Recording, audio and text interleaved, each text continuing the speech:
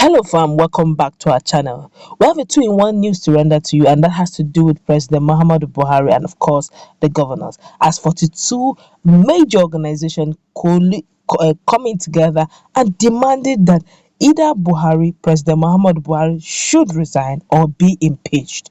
And of course, another group is actually coming to the defense of the presidency to this effect. And also, the one of the governors, northern governors, Matawalle, has asked that this should be done to the southwestern governors. But before we go into the news proper and further analysis, we'd like you to subscribe to our channel if you have not already done so by clicking on the red subscribe button. Beside it, you will see a bell notification icon. Please go ahead, click on it to get notified as soon as we update our channel on YouTube. Well, a pro-democracy group known as the National Democratic Front (NDF) has said that the movement by some groups for President Muhammadu Buhari to resign or be impeached is a very dangerous threat to democracy in the country.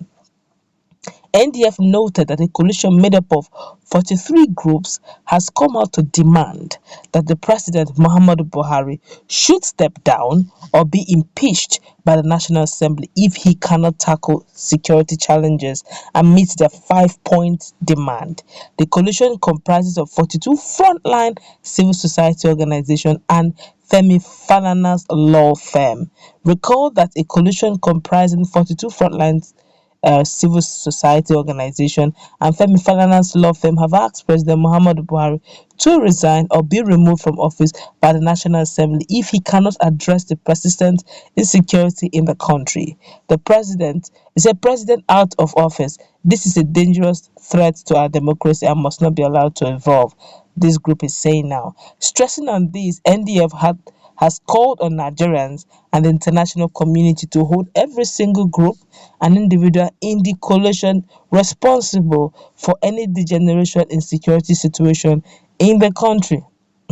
This is serious. So you're going to hold a group for you're going to hold the group responsible for any degeneration of security, while as you those who are actually charged with the responsibility of securing lives and property, you will let them go. I don't even understand this in my country called Nigeria. Let's continue.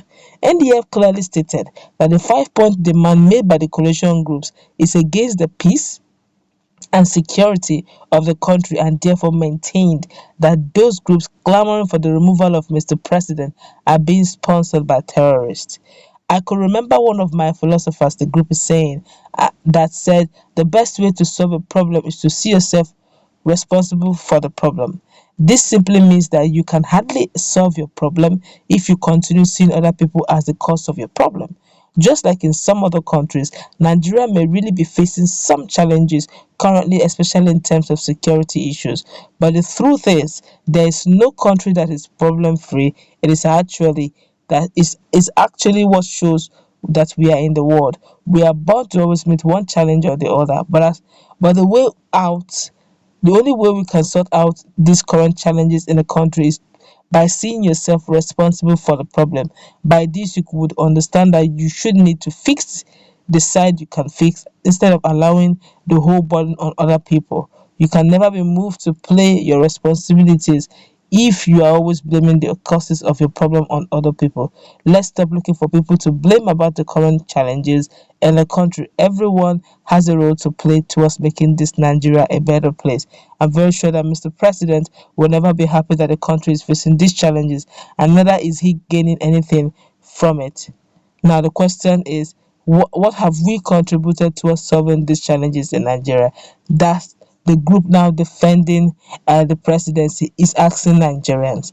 But in another news, very quickly, Matawalle has actually moved that sanctions be given to southwestern governors for inciting violence. Now, that is another thing entirely. To think that Matawalle is saying this is cause for concern. Well, Governor Bello Matawalle of Zamfara State has said he supports the Senate President's call for sanctions against some Southwest governors whose statement incited ethical ethnical clashes, saying that ethnic violence is inhuman and against human. Matawalle explained that the wanton attacks and primitive destruction of human life, especially in Southwest, is condemnable, saying that any act of ethnic discrimination and regional dichotomy is inhuman. The governor, who said he sympathizes with the victims of the ethnic attack, called on President Muhammadu Buhari to tackle the spate of violence bedeviling some southwestern states, which he said is gradually turning into criminality. There is no reason to explain that at this stage of our journey as a nation, we are yet to come to terms with the fact that we are one indivisible entity, but very unfortunate that our counterparts elsewhere are fusing up from particular peculiarity to generality. Speaking through the special advisor on media and publicity and enlightenment, Honorable Zalena Papa, the governor noted that ethnic hate and regional dichotomy will not lead Nigerians to any progress but backwardness and doom. He called on the president to take drastic measures towards ending the ethnic profiling of the Fulani tribe in some parts of the country, which is now gradually graduating to become into the entire northern community, especially in Oyo State. I also urge the governor of Oyo State to take concrete steps in addressing the ongoing senseless mayhem. Let us eschew primitive hatred against one another and learn to live in peace as one people. Our common enemy is not among us.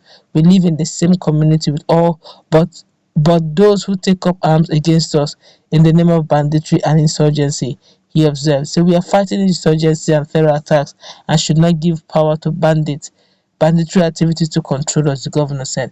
Yes, you're right, governor.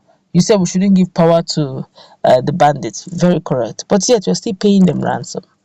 See, if for any reason we get to give them amnesty, pay them ransom, let's think you've just technically given jobless Nigerians who have been seeking for jobs, source of livelihood, and they have not seen anyone.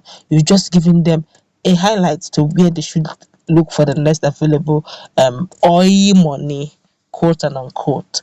What I mean by oil money, that means money en block. So if we are now saying technically anybody should now begin to carry arms and begin to do kidnapping and banditry, then that way they will get ransom and they'll get amnesty and they'll be recouped back into the society. That's not the way to go about this. What is good for the goose should be good for the gander. Successfully, they have been able to dislodge some camps of ESN in all the states. It was done effortlessly, right? Such effort should also be, pushed down to the northern part so that the northerners too, in their communities, can sleep with their two eyes closed, not with their two eyes open, as the case is, where bandits are now being given ransom and being cajoled to join amnesty kind of program where they will have to drop their ammunition. But in the south, it's a different ball game. This is really, really not interesting. But that's where we're going to wrap it up. Let's wait in our comment section. What